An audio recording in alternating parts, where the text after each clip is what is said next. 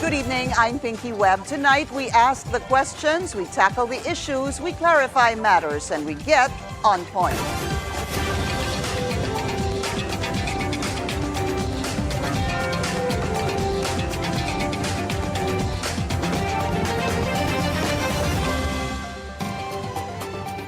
Just before Congress goes on a holiday break, a third impeachment complaint was filed at the House of Representatives calling for the removal of the Vice President. Aside from criminal violations exposed during the House investigations, the complainants believe VP Sara Duterte must be terminated as she lost the moral high ground to stay in public office. Previous complainants agree, adding that the growing protest against the Vice President compels Congress to act. Let's get on point with Attorney Amando Virgil Ligutan, counsel for complainants in the third impeachment complaint. He joins us via Zoom. Attorney Ligutan, good evening to you. Welcome to the show. Good evening, Pinky. Let's start first with how the group actually got together and what made you or prompted you to file this third impeachment complaint. All right, so the group is composed of priests from the Diocese of Novaliches. We also have priests from the Order of Carmelites. We have priests from the Order of the Congregation of the Mission. We have leaders of several NGOs, and we also have lawyers from the Union of People's Lawyers in Mindanao. So how did we meet each other? It's surprising we only met each other last week. So we had 1 week to file a credible impeachment complaint. So how did that happen? So I think everybody, most Filipinos watch the hearings conducted in the House of Representatives. So we were members of those of the public who watched the hearings. So it started with this priest talking among themselves and agreeing that they must do something about what VP Sara did to the millions of pesos entrusted by the public to her. So the priests started their conversation, and then they talked to several other lawyers. And I got a call exactly a week ago, or more than a week ago. I got a call asking me if I could draft the impeachment complaint for these priests. And when I asked, sino ba yung mga complainants? Who are these complainants? When I was told this time it would be members of the religious community, I didn't have a second thought. I said yes. I didn't know these persons. I said yes. So we met a week ago, and then we agreed that the VP, the Vice President of the Philippines, must go. That's how we met. So that's how we met. We only met 7 days ago, Pinky. Yeah, you must have really trusted each other. Yes. How could you not trust our priest, Pinky? Well, yes. Good point, I have to say. But, Attorney, does it mean that the two other impeachment complaints weren't enough? All right. So as to whether or not they are enough, unfortunately, I cannot lay judgment on those. But what I could say, Pink, is that what we filed, what we drafted is a complete, comprehensive, and credible complaint against the sitting Vice President. Why complete? Because practically we incorporated and or embodied each and every important point that transpired during the committee hearing. So as to what makes this different, I can say that the previous two complaints were not, but what I could say is that what we filed was a complete, credible, comprehensive complaint, Pinky. And you were able to do that in 1 week? Yes. So, we are a Cebu-based law firm. We devoted 12 lawyers from the law office to draft one impeachment complaint. So we lost nights of sleep, but no regrets. This is worth doing, and this is for the people being. How important was that personally for you to be able to do this? Well, personally, as a lawyer, I should not get my personal emotions. They should not be involved in cases that I do. But yes, I think this is also an obligation on my part as a citizen of the Republic to hold accountable the powers that be, whoever that authority is. So it is my obligation as a citizen And it's also my obligation as a lawyer to advocate for the complainants who entrusted me in drafting the impeachment complaint. Attorney, let's talk about the grounds All for right. this third impeachment complaint. Give us a rundown of this, please. All right. So as to the grounds for the impeachment, we have culpable violation of the Constitution. We have betrayal of public trust. We have graft and corruption. We have bribery. We have plunder. We have other high crimes, malversation, and or technical malversation. So we have lots of grounds. Pinky, if you will ask me, what were the facts used as basis for this? Practically, the facts used would be the confidential funds entrusted to the Vice President. So it is now common knowledge that during the last quarter of December 2022, the OVP, the Office of the Vice Presidents, utilized and or dispersed 125 million pesos in record-setting 11-day period. 125 million pesos in 11 days. Okay, that was shocking. You know what's even more shocking, Pinky, is that when COA, the agency tasked by government to audit these expenses, COA flagged several of the disbursements by the offices of the Vice President, both DepEd and the Office of the Vice President. Why? Because COA found out that number one, many of these expenses were not covered by documents. Number two, the documents submitted were what's fictitious. It's now common knowledge that the Office of the Vice President produced acknowledgement receipts with names like Milky Sequoia, Coco Villamin, and of course the infamous Mary Grace Piatos. So all of these led these complainants, my clients, to think maybe the Vice President is not telling the truth. All right. But when the Vice President was asked to explain, what her defense is, she just said it is beyond her, or rather, it is beneath her. She has no obligation to explain because it was his people now on the grounds who collated this acknowledgement receipt. So instead of explaining to the Filipino people how her office utilized and dispersed millions of pesos, the defense of the Vice President is she will not explain. Let's talk All right? about So Let's talk about the House Committee on Good Government and Public Accountability that actually looked into this confidential funds, 612.5 million to be exact, I believe, 500 million coming from the OVP and 112 from the Department of Education. The Committee on Good Government decided to end its hearing on the confidential funds. It ended with the disbursement officers saying that they handed over the money to the security officials. It ended there. Were you Yes. disappointed that they actually ended the hearing? Because All right. it ended there, and you would have possibly wanted to find out from there who and what did the security official do and where did it go? Okay, so I do understand there could have the House Committee could have done something more, but Pinky, as a lawyer, I also know for a fact that when an investigation reaches a certain point, if an investigation is able to establish what we call a prima facie case, then it's now the burden of the other side to explain and or to rebut the prima facie case established by the opposing side. So I do believe, Pinky, that in this case, the House Committee was able to do just that.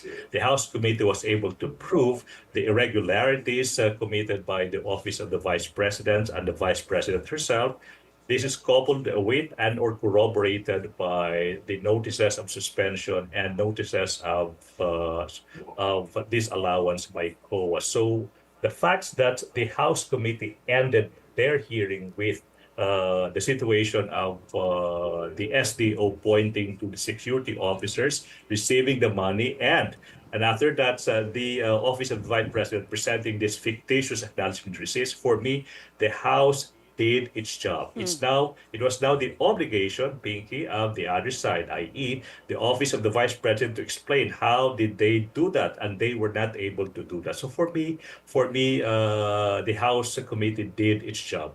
The vice president, on the other hand, didn't do her job, which was to explain to the public. Okay. What? Yes, So, Pinky. so in other words, you're saying that the timing of the House Committee on Good Government to end its hearing on these confidential funds was right. Yes, Pinky. Yes. Okay.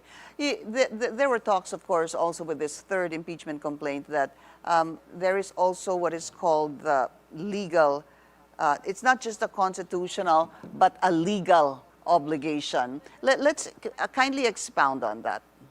All right. All right. So, with everything that the public saw, with what the public heard, with what the public read during the committee hearings, the third set of complainants realized that it's now obvious for everybody to see that the office of the vice president or the vice president herself did something illegal.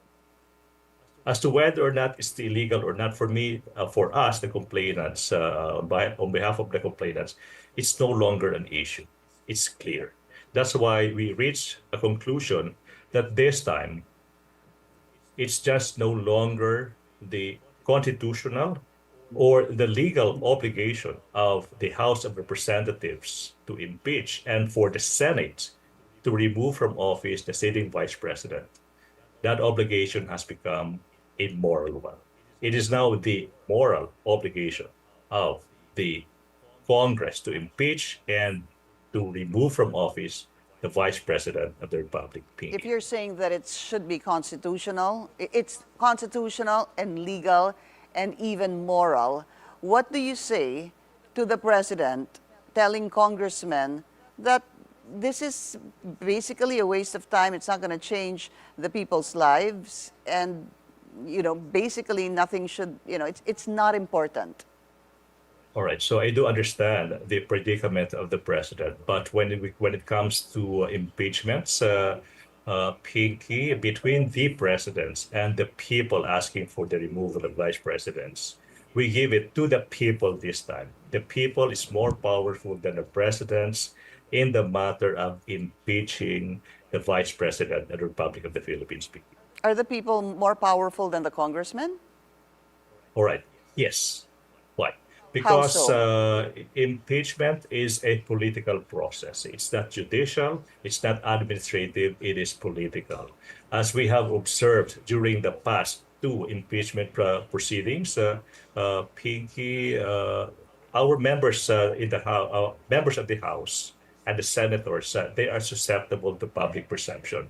So in this battle to remove the vice president, for us, public perception is key. Right? So the people is more powerful than both the House and the Senate when it comes to impeachments, Pinky. How sure or certain are you, attorney, that that is what the public wants? All right. So as to whether or not this is the public ones, I could read on social media. We have reactions from both sides. Many are happy and many are not happy with what we did, with us joining the two previous set of complaints. But for me, that's beside the point. It motivates us to work even harder, right? A single Filipino that thinks the vice president must not go for us, that is a challenge, right? But we still believe in the goodness and discernment of our fellow citizens. When they see during the trial what their vice president do to the millions of pesos entrusted to her, we do believe we could convince these people to finally realize that it is for the goods of the Republic to remove from office a vice president who does not even bother to explain how her office dispersed millions of pesos in public funds being. What happens if this does not prosper? Any of the impeachment complaints?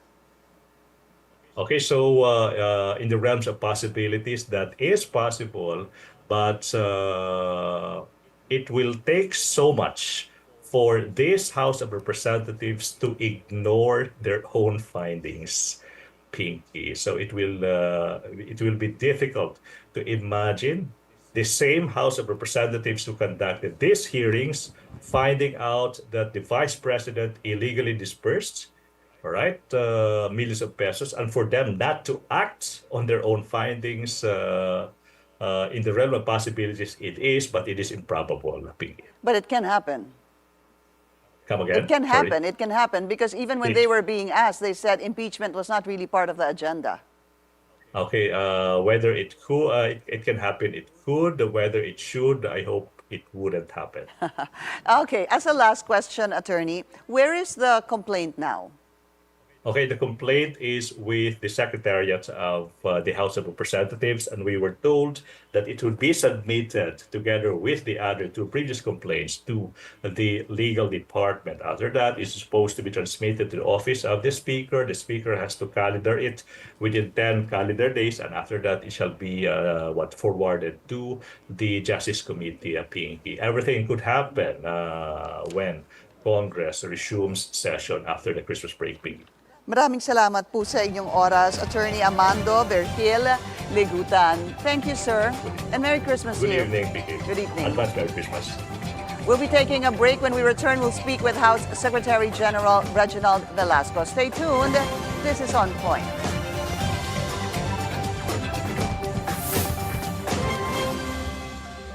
Hello and welcome to Follow the Money. I'm Rain Musni. Join us as we explore the tools and insights you need to jumpstart your financial journey. The crypto market climbed over $800 billion. Tech giant Alibaba has announced plans to issue notes. Investors are anticipating a significant downward move for the cryptocurrency. Swift is adding a new chapter to her record-breaking year. Follow the Money, 10:30 a.m. Keep it here on BNC, the Billionaire News Channel. Always on top. Magandang araw, Pilipinas!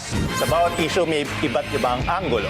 Sa bawat storya may iba't ibang kwento. Himayin natin ang bawat sulok at bawat kanto mula sa iba't ibang perspektibo na madaling maintindihan ng karaniwang mamamayan. Every Saturday lang kami tanda to 11:30 a.m. Kaya huwag kayong papahuli mga kababayan. Manatiling may pakialam sa mga issue sa ating bansa kaya samahan niyo kami dito lang sa Cuatro Cantos! Welcome back. I'm Pinky Webb. You're still watching On Point. Joining us on the phone right now to tell us more about the multiple impeachment complaints against Vice President Sara Duterte, House Secretary General Reginald Velasco. Sec Gen, good evening to you, and thank you also for your time. We must have lost Secretary General Velasco on the line. I was able to speak to him a little bit during our commercial break. It's important to be able to find out from him what is the status of the 3 impeachment complaints that have been filed. Of course, after speaking to the lawyer, one of course, 3 that have been filed before the House of Representatives. Again, this is a process that will take some shape and form from the filing to putting it in the calendar, to sending it, I believe, to the House Speaker, to bringing it to the Committee on Justice. Let's try him again. House Secretary General Reginald Velasco. Sir, are you there? Yes. Sec Gen, thank you so much for your time. Yes. Welcome to the show. Let me ask you, sir, what is the status of the 3 impeachment complaints now? Well, the third complaint was delivered to us yesterday, no? So our legal staff is still checking if it's a verified complaint. So we might refer it by next session day, no, which is next year na. Because the session ended on the 18th of December. I see. So suffice to say, Sec Gen, there will be no movement while Congress is on break. Yes, there is none. Because under our rules, it has to be, Congress must be in session. Each rep must be in session. Okay, at least that's clear. What happened to the first 2 then? Well, the first two are okay. We're ready to refer them to the speaker, no? But we want to refer them all together because we might have a problem later. Baka impose nila yung first come, first serve, di ba? So we want to refer them to the speaker all at the same time together. What is the normal process, SecGen? Is when an impeachment complaint is filed, do you actually really wait for 1, 2, or 3 and combine them and send them to the speaker, or is it first come, first serve? No, we were requested by several House members to wait for them, to either file the complaint, another complaint, or endorse the previous 2 complaints. So, in respect to this request, we had to wait for them. So, we gave them until Thursday, which is the last working day in session of the Congress of the House of Representatives. Thursday, I believe, was the, Last that's the working 19th. day. Opo. And, Yes, the and last last working session day, day. you said, was 18th. Session day is 18. Working day, last working day is the 19th. SecGen, Thursday. who had requested to wait for the 3rd impeachment complaint?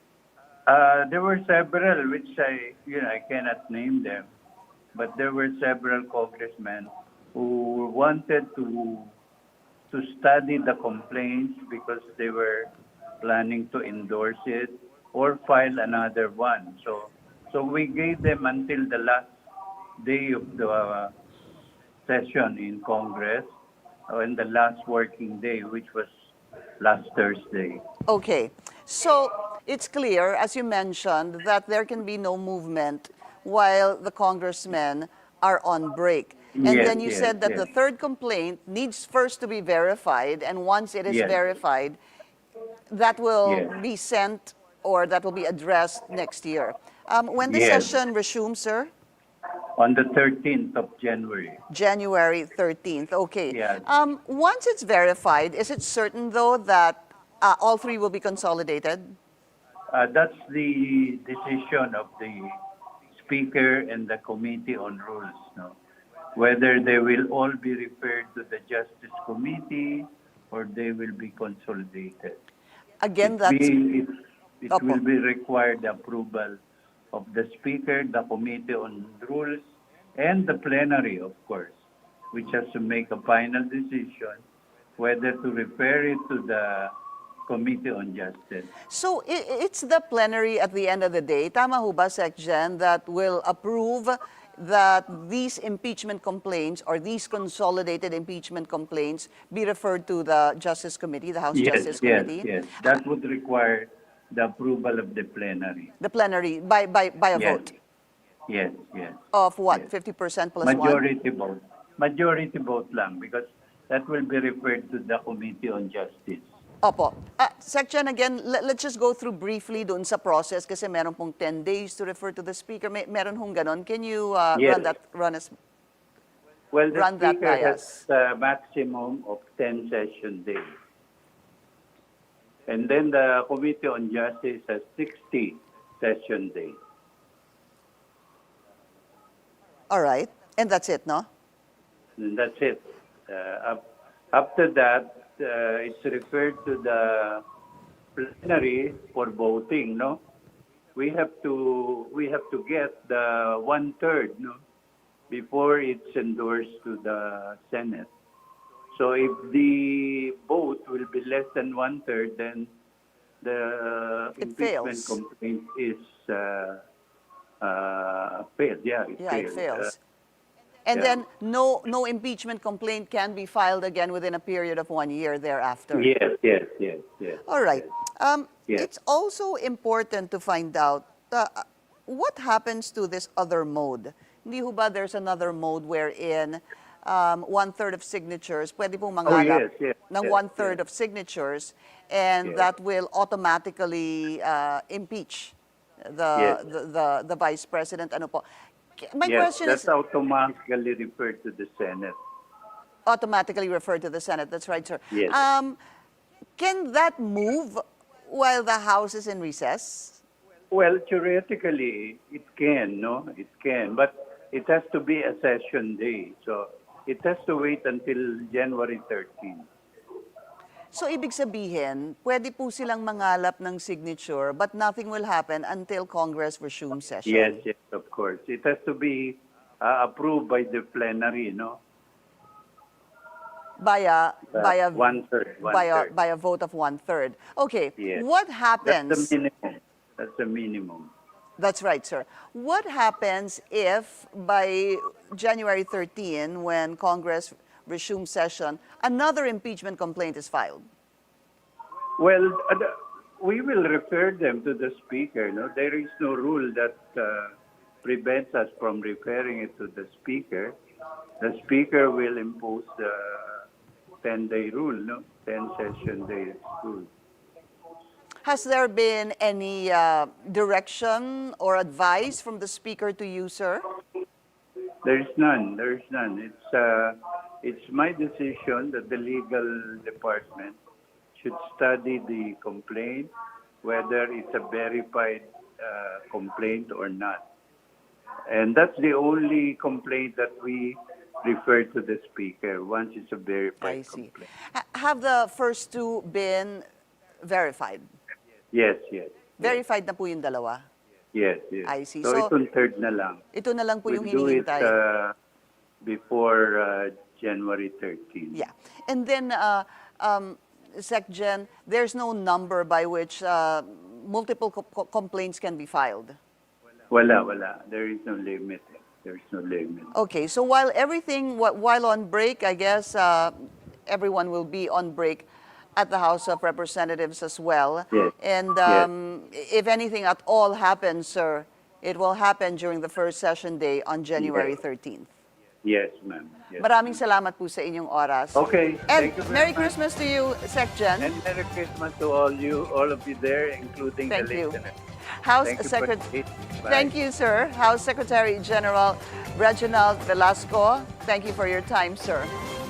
And that's On Point. Join us again next week, 7:30 p.m. here on BNC, the Billionario News Channel. I'm Pinky Webb. Thank you for watching.